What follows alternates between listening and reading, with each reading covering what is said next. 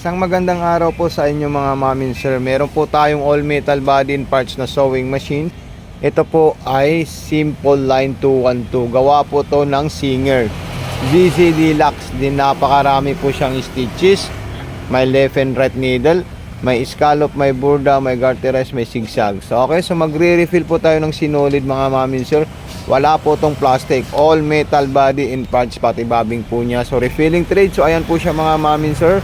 I-check na lang po at tingnan nyo po maigi. At pag nagustuhan nyo po, pwede nyo ako i-PM para makas on delivery po sa inyo mga mamin sir. Napakamura lang po itong mga mamin sir dahil nagkakalaga lang po ito ng 4,500 pesos po mga mamin sir. Okay, so solid na solid po siya mga mamin sir. Okay. Ito po yung paglalagay natin ng bobbing. Makikita nyo po siya na metal po yung bobbing case nya at saka yung bobbing winder po ng ating sewing machine. So anyway, yung price po ng ating sewing machine is 4,500 pesos lang po yan. Naka-sell na po yan sa halagang 4,500. With butcher discount na po yan mga mamin sir. So ito na po siya yung paglalagay natin ng sinulid. Then sasabit natin dito para dire-diretso po dito. At saka doon din butas na po ng karayom. Ipapasok yung sinulid natin mga mamin sir. So ito na po siya mga mamin sir, at meron po siyang drawer para lagyan natin ng mga bobbing dito. So ilalagay po natin yan at ite-testing natin yung ating sewing machine para makita po natin kung gaano po kasulid kaganda itong sewing machine natin na foot pedal, all metal body and parts with multiple zigzag and border design. Okay? Yes mga mamin sir, so ito na po siya. Ite-testing na natin yung ating sewing machine. Then meron po tayong automatic reverse kung gusto po natin umatras yung sewing machine natin.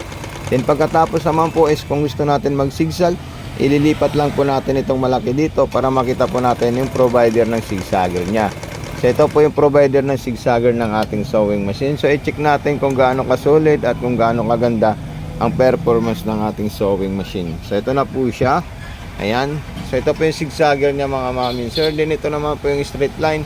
Ating sa ilalim nya po is napaka-solid po siya mga mamin sir. Ayan, i-check nyo lang po siya mga mamin sir. Napakaganda po yung straight line ng ating sewing machine.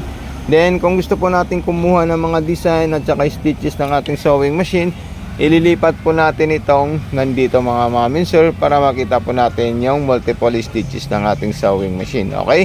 So unang-unang gagawin po natin is nasa gitna po siya. Ito po siya kulay green. Ilalagay po natin ito sa between 1 and 0 para makuha niya po yung gusto nating design. Okay? So ayan, para mabuo niya po mga mamin sir. So ayan po siya mga mamin sir. Napaka-solid po siya at napakaganda po. Ayan. And pwede pa natin yan gawing mas masinsin po siya mga mamin sir. So okay mga mamin sir, so ito na po siya. Ginagawa niya po yung isang klaseng design ng ating sewing machine. Then kung gusto niyo na po another design po mga mamin sir, then itatapat niyo naman po ito at ito naman po yung gagawin niya dito na letter D na parang scallop, pero hindi po siya scallop. Okay? So napaka-solid po yung sewing machine natin. Garantisado po ito na all metal body and parts po siya. Wala po siyang halong plastic sa parts ng ating sewing machine, pati po itong body ng ating sewing machine. Ito na po siya. Ipapakita po natin sa inyo yung mga nagawa niyang stitches mga mamin sir. So ito po siya mga mamin sir. Ayan. Makikita nyo po siya, halos dikit po sila at hawid po dito sa design kasi po yung tela po natin is ibang klaseng tela. Okay mga mamin sir, if ever na gusto nyo po ito mga mamin sir, so papiin po ako sa Mato Makina Panahi para po ma-discuss po natin sa inyo itong sewing machine kung gaano po siya kaganda.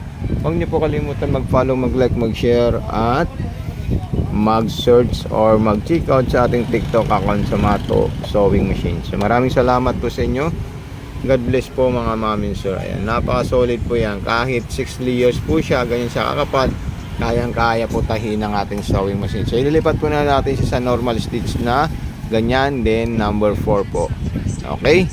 So hanggang dito lang po mga mamin sir. So thank you so much. God bless and more power. Peace out po.